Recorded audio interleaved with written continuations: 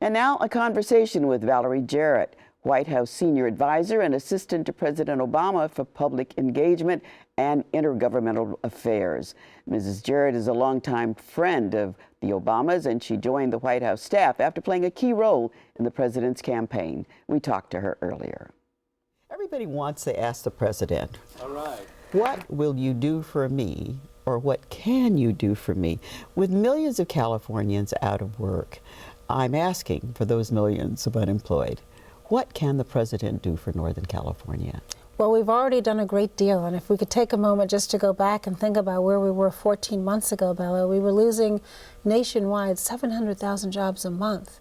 And if you think about that in the context of today, where we really have a fraction of that. Now, the unemployment rate is still 9.7%. That's too high.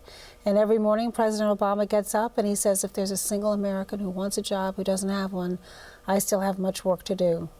California's unemployment rate is way above that of the national average. Many of these people have been chronically unemployed. What can the president do to put more fire under this? We know that there's only so much that government can do. The long-term sustainable health of our economy rests with the private sector.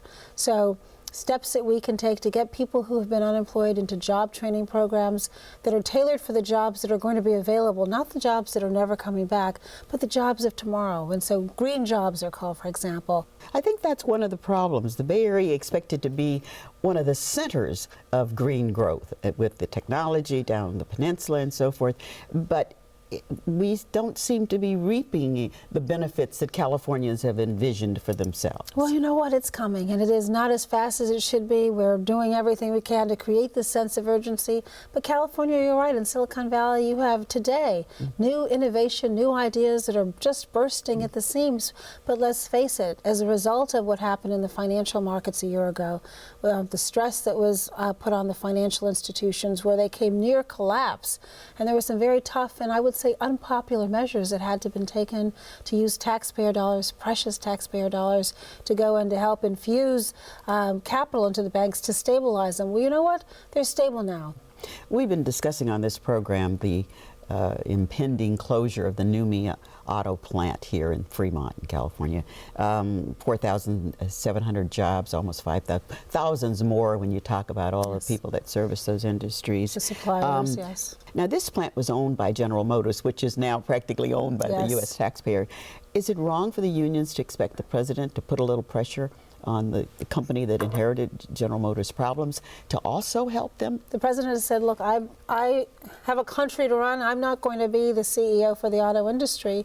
But you're right, we do have an investment there. And so, of course, we've encouraged both the management and the unions to work together to see what they can do and to make sure that we look for new opportunities for the people who are sadly going to be laid off, and to try to find new avenues for them. And if there are training dollars that are necessary, and city colleges are going to be completely revamped under President Obama to make sure that we're actually training people for jobs that are going to exist. So with cuts in education, how is the president going to put the pieces of the puzzle together?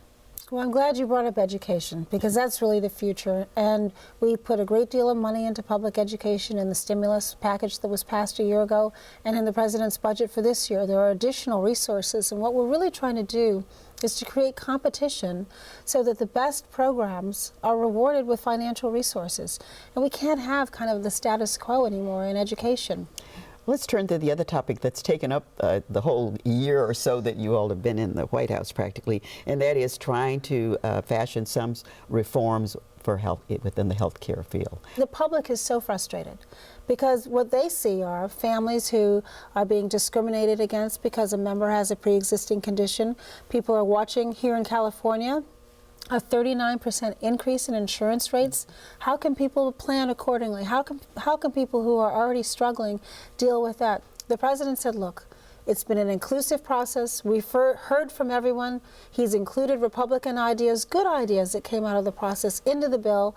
And now he's saying, look, let's have a simple majority, up, down, vote, and then let's move forward. And I mean, he has trouble within his own party in embracing these bold ideas of his. So change is never easy. You know, we always talked about change in the campaign, and the president, everywhere he went, he said, and it's going to be really hard. Well, you know what? It's really hard. There is an entrenched status quo bureaucracy in Washington with a stranglehold. There are literally, millions of dollars that are spent on lobbyists. The insurance industry is fighting hard against change because they know that they're going to have to change their practices and they don't want to. But the president is just determined, and he is as committed to this as he was when he first began to run for president, that this is what the American people deserve. They shouldn't have to worry about health insurance. They really shouldn't. In California, where the president has always enjoyed great popularity, what can the president say to his liberal base, and particularly to African Americans who don't feel that they are faring well at all overall in this administration? Well, first of all, I'll take your last comment first. The African American community, you're absolutely right, is disproportionately affected by unemployment being higher in the community than it is in the general population. Health disparities are greater in the African American community than in the general population. Public education is more of a challenge. Teenage dropout rate is more of a challenge in the African American community. And so if you look at the president's domestic agenda that we've been talking about for the last few minutes, each one of those will disproportionately benefit the African American community as well.